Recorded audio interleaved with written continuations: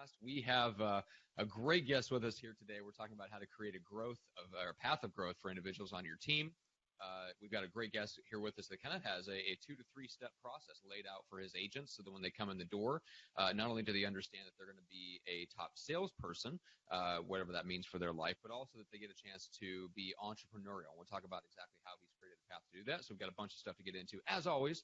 And, of course, we're joined by the ever-shrinking man, Jeff Cohn himself, the man, the myth, the legend. Jeff, what's up today? Hey, what's up, guys? Super jacked today, literally jacked. Yesterday, a buddy of mine inspired me to flip a tractor tire for a mile, and we counted the flips for 100 yards just to figure out how many flips it would take, and we determined it's about 720 flips to go a mile. So if anyone's ever wanting to do that, feel free to message me. I'll give you some ideas. All right, it was fun. Sounds like not very fun, but okay, Jeff. It was awesome. We just split it up, took turns every other flip. So we each ended up with about 360 flips, and my forearms are burning really nice today. So feeling good, ready to rock out some real estate stuff with you guys. You know, it's a good day when you wake up sore. All right, so first of all, let's welcome in our special guest, Dewey Golub. Dewey, what's up today? Hey, how are you guys? Thanks so much for having me on. I really appreciate it. I've been listening to the podcast since the beginning, and stoked to be here with you. We are pumped to have you. You've actually been to Omaha, so you and Jeff have met up in person. You guys have hung out in Charleston. So kind of fill people in on what your team there in Charleston looks like. Yeah, so the quick shakedown, had a real team instead of a make-believe team for about 3.5 years at Keller Williams. We've got 4 admin, incredible people.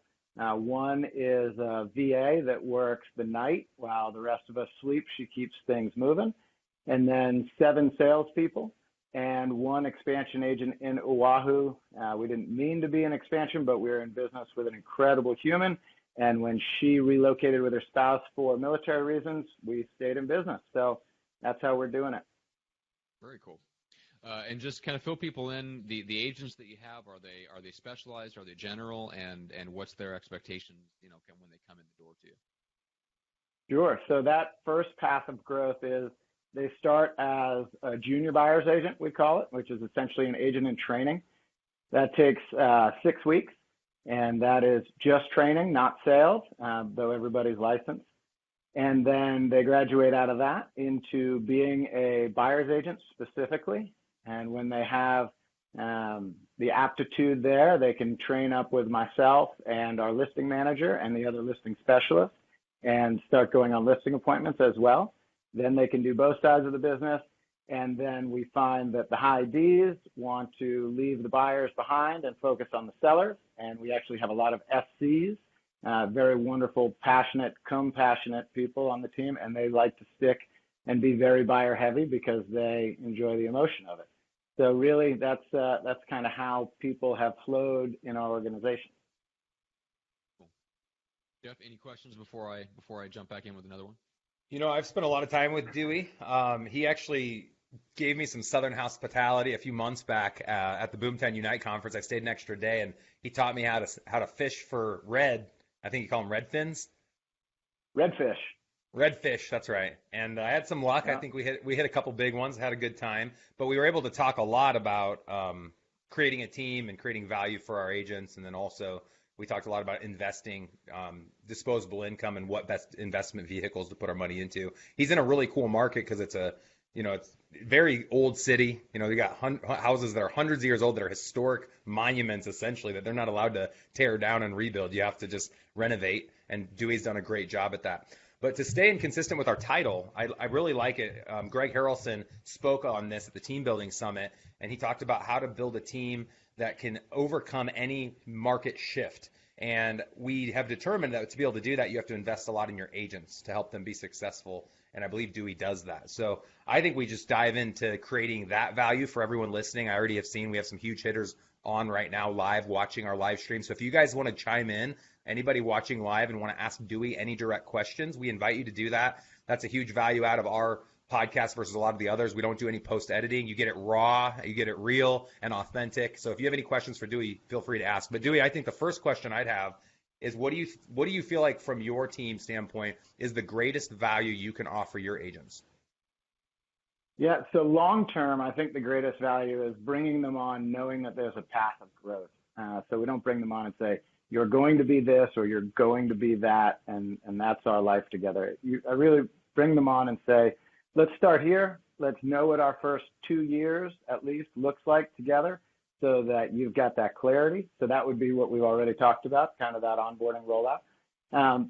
Beyond that would be something I picked up with you and Andy in Omaha, which is team within a team. So we successfully have our first team within a team this spring. We had our lead agent hit that pain point of, I don't have any more time. I want to change my volume. I want to change my time block. I need some help. And instead of hiring the assistant, we pair the junior with the senior, and away they go. And that was a real win-win. And then from there, talk to them more about wealth creation. This is a great cash flow business. It's a great way to seem like you're making good bits of money, but you're not necessarily making good bits of wealth. We talk about how our book of business is our future, or our sphere, or our client database, but really getting them into understanding how to evaluate deals. And like you said, we've got a really good market for it. We've got that really prime kind of 1%, 10 cap, however you want to look at it, single family home market. So educate them on that. That way they can sell that to their clients so they can do deals more frequently with the same client. And then they can, accentuate and accelerate their own life with it. Love it. Let's start off with teams within a team. I believe my team was one of the first. I was the first that I knew of that implemented that strategy 18 months ago. It's been working really well for us. One of our greatest fears was retaining those teams, because once they could see that they could run efficiently as a team, our fear was that they'd then just leave us and go get a better split with our broker or go to a different brokerage or start their own. We haven't lost any teams that were already on our. We've brought in some teams that have then left, but we haven't built any teams within our company that have left. And the main reason why is all the same value add we gave that team leader to help them be successful, we are giving their sub-agents. So, of course, their sub-agents plug into our lead gen. Their sub-agents plug into our culture, our masterminds, our CRM, our transaction to close process, and all of that. So as you look at teams within a team so far, Dewey, be it that you've only one person has done this, and I remember us talking about this when we were fishing, and you kind of saying, hey, Jeff, how do I retain these top producers? And you started to build this. Where are some of the pain points that what are you experiencing from a pain point standpoint, helping this one individual roll out a team within your team right now? Yeah. Honestly, knock on wood, the pain points have been few and far between. We're also maybe hypersensitive to it currently. However, myself and my director of operations, we jump in quite frequently and stay in that mix so that we can train the junior agent so that there is no burden for that senior agent, because it's supposed to be a value add for the senior agent. So we make sure currently that we don't cause trouble. Think about the way the broker treats a team leader. Across America, if a team leader wants to build a team, the broker gives those agents within that team no attention, no guidance, no support. Our team, our agents that are on my team can't even be a part of our broker's masterminds. Our broker hosts masterminds with agents in all sorts of price points.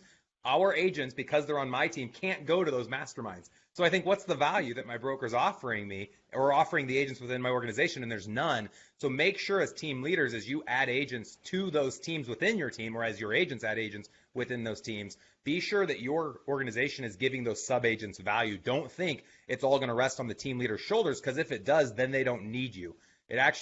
It behooves you to continue to deliver insane value to the sub-agents. And then more importantly, if those sub-agents do choose to leave that team within your team, you want them to stay within your organization and not go to someone else. Yeah. And that's, and the beauty of being in a mentor-mentee or a coaching relationship is that is one of the main things that we talk to Andy about. What are the problems? Where are our future problems? And, things like, okay, well, they're not getting enough value, or they grow very quickly and they want to move horizontally and start their own team. And the rules and stopgaps that you guys have put into place so that everybody understands the future lay of the land or the playing field, so that it doesn't become a breaking point where people have a culture issue because there was something that was not understood up front.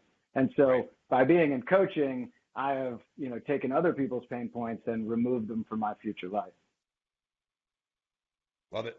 That's awesome. A lot of people follow up the teams within a team strategy with a question regarding splits. So I'd be curious, Dewey, how you chose to do that within your team. How are you handling the split for the team leader within your team?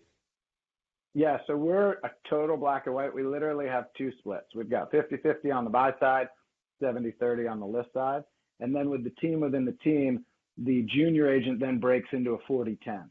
So the junior agent is no longer on the 50, they're on the 40, and the senior agent is now not on the 50, they wind up being on the 60. So similar to our strategy, you just knock it down 10%. And so that team leader within the team, he's keeping around 10% on all of the transactions. Are there scenarios where he keeps more or she keeps more? Nope, we keep it totally black and white because there's always a story, and we don't want to be in the story business. Okay. Awesome. I think that's great. I know on our team, our agents are a 60-40 to an 80-20 split. If a team leader brings on a new agent that hasn't sold, they start at a 50-50 and cap at a 70-30. And so in that scenario, our team lead can make up to 30% if they generate the lead to their sub agent or if the sub agent creates the lead on their own, with a minimum of 10%. And so really, for anyone that hasn't implemented this strategy that thinks they don't want to adopt it, it's just a mentorship program. So instead of your lead trainer having to answer questions from new agents all day, every day, you allow top agents from your team to choose to have that responsibility, and they get to make around 10% to 30% per deal for offering that additional value. And that's the big value I see. Last thing on teams within teams. What value does the team leader offer the sub agent that your organization doesn't? And I'll start with that answer. And for us, it's mentorship and hand holding. So our team lead will go on a listing press. Our team lead will meet them to write a purchase agreement. Essentially, those sub agents want to become like their team leader. And so their team leader is constantly there holding their hand through all processes surrounding all real estate transactions. Where would you say some of the greater value adds are for an agent to join within a team instead of just joining directly under you? Yeah, so it's the two that you mentioned, but we're also in a really dynamic market where, it's a 3-county city. It's not actually that large. It's essentially 600,000 people, and you get a very wide range of price point in a very small area. And so for that person that we currently have and that we see in the future, they're essentially in a stranglehold because they've got this lower end business that they developed earlier. You get in, you develop the lower end business through the pay-per-click and your outbound prospecting, and then you get your sphere repeat referrals and your price point starts to go up and your commute gets better because that's your area. And so you're left with these opportunities that are lower dollar further away. And so you don't want to not service it for so many different reasons. So now you have somebody to give it to. Now that person you're giving it to, the junior agent, just got to accelerate their life by maybe, worth guessing, 2 years, by getting to a point where they're now actually doing 2 or 3 deals a month, which is the metric that we're shooting for. We like the 24 to 36 deals a year, but it's that pipeline takes some ramp up, and of course takes constant nurturing, but the ramp up you can't get around. This is how you get around that ramp up. So they get to, by giving away 10%, they get to accelerate their life by 2 years. Love it, and totally agree with the strategy. That's awesome, man. Very, very so, Matt, what else do you want to get into regarding teams, or where do you want to go? Yeah, well, before we go further down in the other steps of the path of growth, I just want to kind of voice a question I'm sure the audience had, which is you accidentally got into the expansion business. So I'm curious, for someone that's not just on the other side of the city, the other side of the country, but literally the other side of the world, what's the value that you're giving to them, and why do they want to stay on your team office in Hawaii? Yeah, so I would say that the main one comes back to essentially what we just said in a different format. I think, I've been in this business for 15 years as a full-time professional. I've been aggressively consuming and learning about leverage and team structure. And of course, that's what I want for the agent that's in Oahu, that's in Hawaii, is for her to be able to grow her own team and have her own large business and provide the life that she wants to live. And she's the perfect person for it. She's absolutely capable and has the right skill set. So the same way that I currently have 2 full-time coaches, that's one of the things that we are to her, besides all of the support systems and leverage that the team offers. And so I feel the same thing, that she can do it on her own, the same way I could do it on my own. But if we can get her there 3 years faster, it's a win-win relationship for her and for us to split that income and to put in that time and et cetera, et cetera. So I think it's really, it's that you can do anything you want to in life, but there's a trade-off if you'd rather just get to that next checkpoint faster. And so I think that we're getting her there a lot faster. Yeah, I think that's awesome. I think one of the things I've noticed with expansion is when agents try to force someone of talent into a city, a lot of times they seem to struggle with that. But what happened with you is that it was a natural move. You weren't intentionally trying to place someone in Oahu, Hawaii, but you had talent who could be successful anywhere they chose to work in the world, and that talent saw value in staying part of your organization. And so with that, expansion totally made sense. So for anyone listening, I'm not a huge fan of expansion unless it makes sense. If you have an agent leave your team to go to another marketplace and you can find ways to give them value in that marketplace, it's a total no-brainer, and I think you've done a great job with that, Dewey. Matt, comment real quick on your mic. I noticed you were just kind of cutting in and out. I don't know why. I've never heard it happen on your end before, so just kind of a heads up for you. Yeah, not sure what's up. Yeah, let's get into the second stage of the path of growth, Dewey. So get into kind of how you've helped people set up and get into their own kind of entrepreneurial businesses on top of real estate. Yeah, so you and I were discussing earlier the way that I view the team that I've built, and I know that you guys touched earlier this week or last week on there are a lot of different teams, even though we essentially started with the same playbook. I view it as we've got really capable, really intelligent, hardworking people that have all come together for the common good, and they each have their skill set. And now that they're together, let's not limit what we can do with it.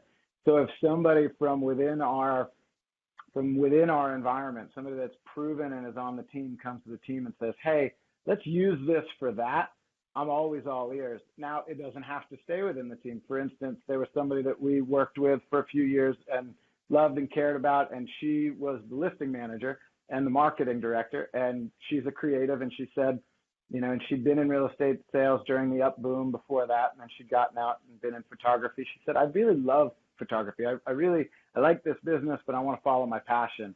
And so she left the team. She started a photography and staging business, and we're a heavy amount of her current workload.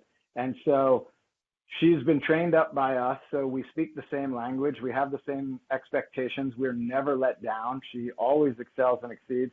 And at the same time, she was able to launch a business and be profitable day one because she knew that she had income stream from us and that we would have listings coming in and we would keep her busy, and then she'd have things to post, and it's a virtuous cycle. And so even from coming within the team and going outside the team, there was still that path of growth for somebody that came into our environment and then ultimately left our environment.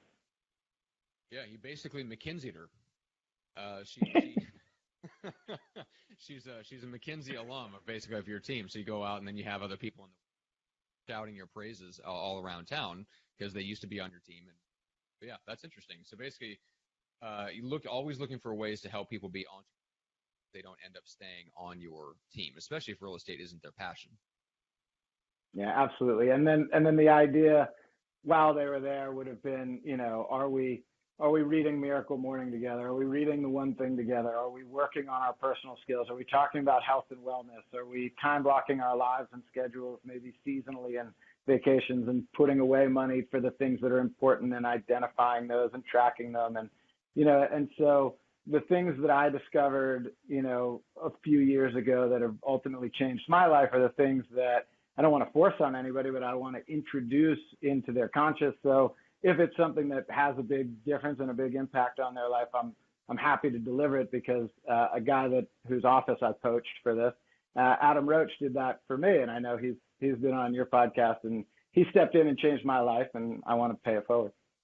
I think a great book, you guys, for anyone in the audience that hasn't read it, is The Dream Manager, which speaks exactly to this. And in The Dream Manager, it talks about a strategy where you stop focusing on how the people you bring into your organization are going to serve your goals, and you make your focus helping each individual within the organization accomplish theirs.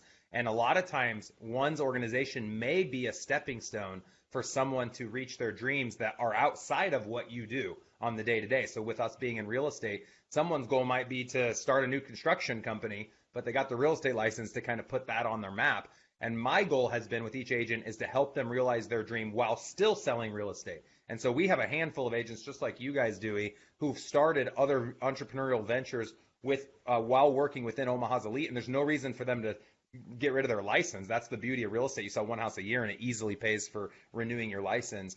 But I have been a sounding ear for them, and someone that they can kind of consult with, and someone that can mentor them through the process of launching these new ventures. And obviously, if there's any way my organization or organizations can help and support, then it's a no-brainer. So if we had someone within the team that wanted to start photography as an example, we could hire them to do all the pictures of our houses. So I think that's a great strategy to bring more value to people that are within your organization. And if you haven't read the book, it's a great read. It's called The Dream Manager, which kind of speaks to this strategy.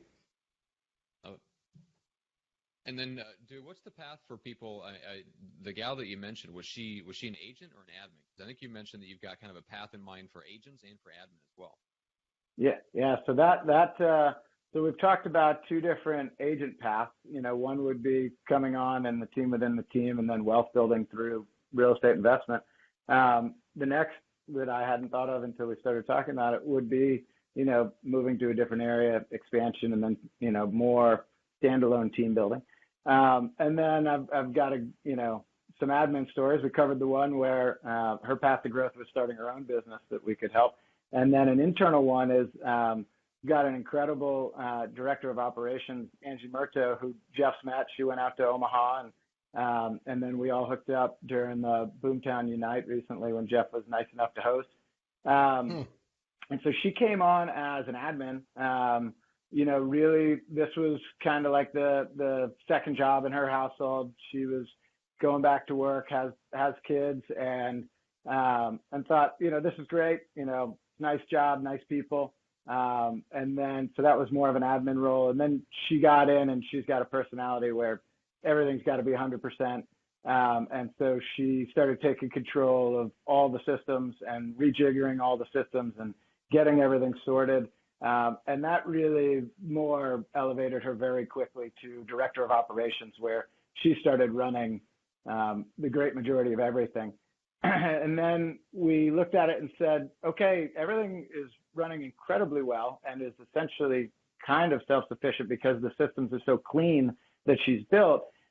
We need to grow revenue, which means we need the salespeople to be selling more, and we need more salespeople, and those people need to be trained well. And it was either she or I, and I currently still bring in a lot of business, and I enjoy the visionary part where I'm always growing our future, and she's very good at the internal. So she said, all right, I'm going to take on the director of sales role now. And she is crushing it and owning that, going through Bold with all the agents, being the Bold leader for the entire Bold room, not just our people, but, 2 market centers and any outside guests, formatting that. And then from there, we really see the amount of time that will take her, and that will ultimately lead to what, at that point, when we're over 100 million, will need to be more of a COO role. And there'll need to be a different ops person and a different salesperson, and she'll need to be another step up. So that's been a great path of growth for her. And now she's very engaged in the real estate investment conversation and the wealth building.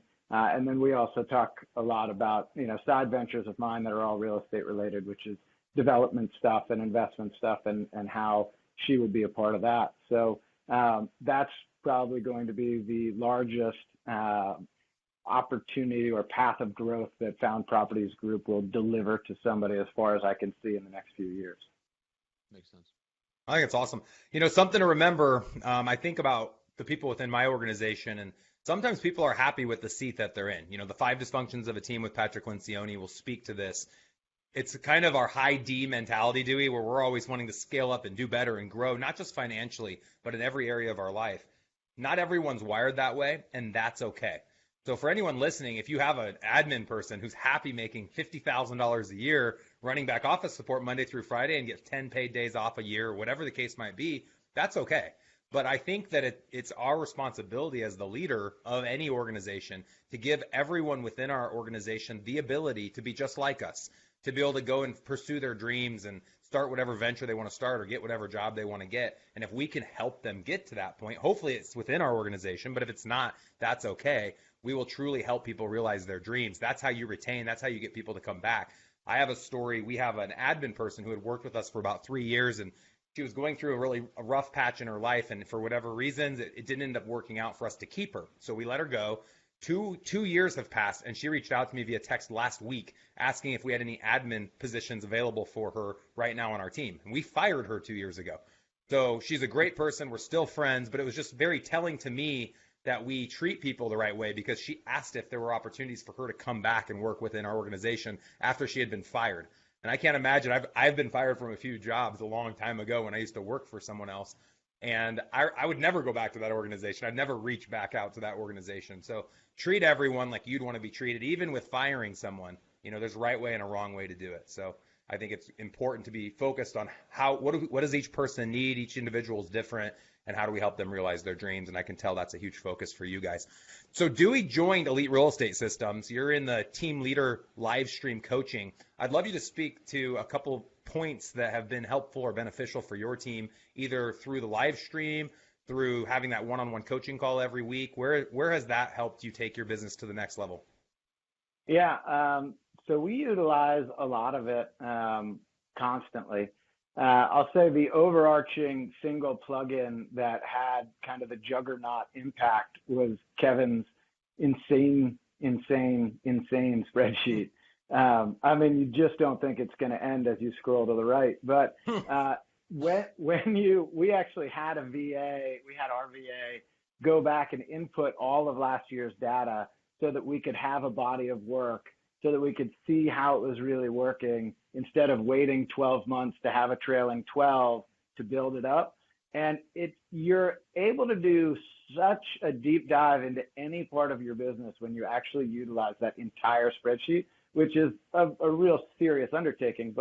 And then we paired it with, like you guys do, with the Gecko board, and we use two boards. We use the team board, and then we use an agent board. And doing that, I always would look at our spreadsheets, but now everybody looks at our spreadsheets, right? Everybody's aware of the numbers. Everybody knows why when we're 3 days from the end of the month, I say, don't let it trail into the next month. Like, close that thing in 30 days. Let's cash flow the next month. Like, look at where your money's coming from. Keep your numbers even. Everybody's monthly goal is up, and then they're up against each other so they could, have that little fun competition. And then it also gave us the power to, because they'll input on an ongoing basis, their call attempts, their nurtures, their appointments set, the metrics that you guys at ERS determined are the best ones to watch that we started recording. Then it gave us a format to more impactfully report them open weekly in our team sales meeting. And so by just starting to use a spreadsheet that ERS had already created, and then by pairing it with Gecko board, which, Kevin can show you how to do easily, it changed so much for every single person on the team about the way that they see and understand our entire business and their personal business that they didn't see or fully appreciate or understand before. So, I'll not monologue on that one. I could go on to some other things, but I'd say that one is just had an amazing impact. Yeah, the back-end systems, analytics, tracking, and then helping. It's one thing to track everything, but then to make it visually appealing so your agents care to look at the numbers. And that's where Dewey, speaking of the Gecko board integration, where we sync up our Google Sheet with Gecko, that's been awesome in our office, and we've had the exact same response. So it's one thing having the numbers. It's a whole nother thing being able to explain those numbers and get the agents excited to track and look at it. So you put it in your office, and everyone's going to see it. There's not really any way to hide from it. That's right. Another Awesome. thing that we're doing is in our weekly pipeline meeting, which follows our team meeting, they're reporting what ERS trainings they watched now that, they could always watch it before by scrolling back and moving around. But now that the format has changed, it's a lot easier for them to go in and choose the education that they want. So instead of me saying, hey, this is what's coming up this week, like, don't forget, it'll be here, check it out, let's talk about it. They could actually go back, because they're all at different stages of their business. They all have different interests. They all have different questions. They could pick their own thing, and then they can tell us, when we have our weekly, one-on-one, hey, this is what I watched, this is what I got from it. Yeah. So what Dewey's referring to, just for anyone that doesn't know, we sell live stream access to all of my real estate team's trainings, 8 hours of content a month for $17 a month for individual agents. Dewey's on the team plan. It's $497 a month for the team plan, which gives you 10 seats for your agents to plug into our weekly training. We have 2 a week, so it's a total of 8 hours for individuals. And then Dewey gets 1 hour of team leader training. Only Dewey's allowed to be on that call, or his direct report. And that's 1 hour a week, either from myself or Andy Cuney, our success manager. And then that also includes a weekly accountability call for 15 minutes with one of our coaches, recapping the last Thursday's training and then addressing any pain points that he might be experiencing in his business. So it's the least expensive and I would say the most valuable training and coaching that exists right now.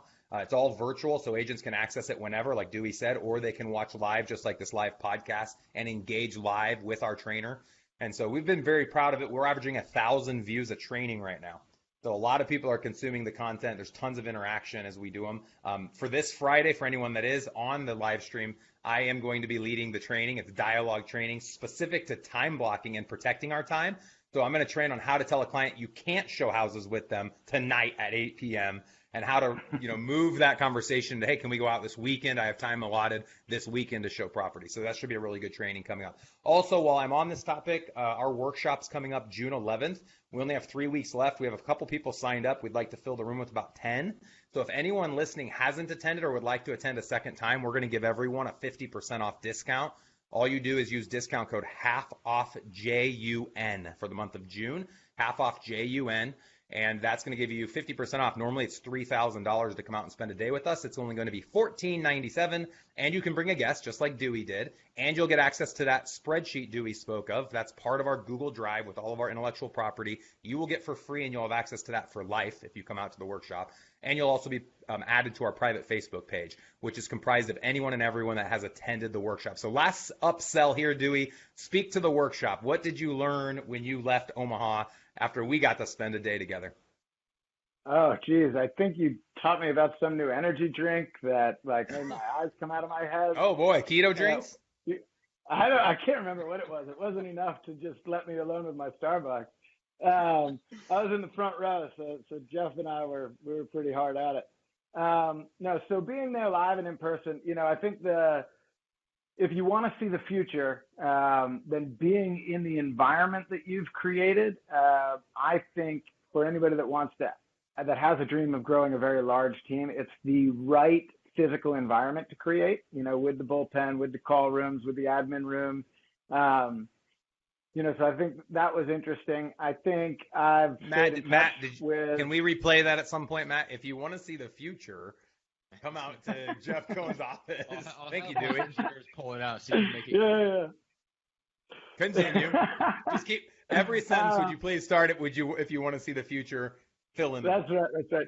If you really want to achieve in life, you should go have dinner with Jeff. There you go. Yeah, it was good.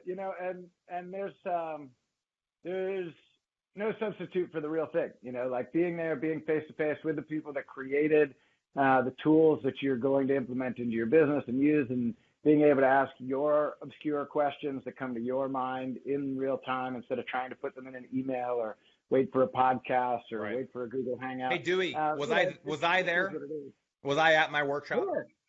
You were very close to my face. There was like 24 inches of slab table between us. But I'm so sorry. You were definitely there. Guys, I'm there all day. Like this is a big deal for us. It's a pay it forward. We don't make a ton of money off the workshop. Our upsell is to convince you that you need to join the live stream product, and we will show you why and the value that we offer within the live stream product. But we have a lot of passion behind the workshop. We spend the whole day, and then we even take everyone out to dinner. And I think to Dewey's point, you get to ask any questions you want, but you get to feel the energy. You get to see it in person. You get to touch it, feel it, smell it, get to know exactly what we're all about. And I love it. I love the workshop. So if you guys haven't been out or you want to come out again, like I said, 50% off for June. You can find all the information on the workshops on our website, eliterealestatesystems.com. And if you can't make the June, there's going to be one every single month the rest of the year. So come on out, hang out with us in Omaha. It's a really good time. Right. All right, Johnson, what else do we want to get into? Oh man, well we could go down a lot of different directions, but Dewey, why don't we start buttoning things up? So let people know kind of where you're at and what the best way is to connect with you guys if you have referrals for your area. Yeah, sure. So the area that we service and sell real estate is the greater Charleston, South Carolina, known as the Low Country or our beaches. Of course, we've got Jenny in Oahu as well, which is great for service members. They've got every major base out there. I'm Dewey, Dewey, at foundpropertiesgroup.com, and would love to either chat, add value if I can, or say thank you for your referrals and send you a check, whatever works.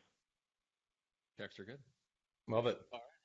Hey, Matt, I want to address Veronica's question. She's tried rephrasing it a couple times, which I love. Women are so good at that. Men just keep asking the same question over and over again.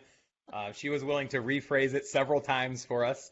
Her question to you, Dewey, and I'm going to answer it first, was if a sub-agent comes in under a team lead, the team lead's already successful generating income, that sub-agent's probably part-time, maybe they've never sold a house before.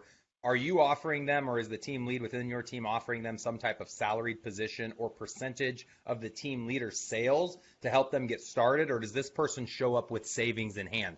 What we've done with Omaha's Elite, both with individual agents that come onto my team and sub-agents that fill in under a team lead, most of those individuals are already working another job, either a night job or a full-time job, and we always will set a path. It's usually a 6-month path to get them away from their job, to help them quit their job so they can go into real estate full-time.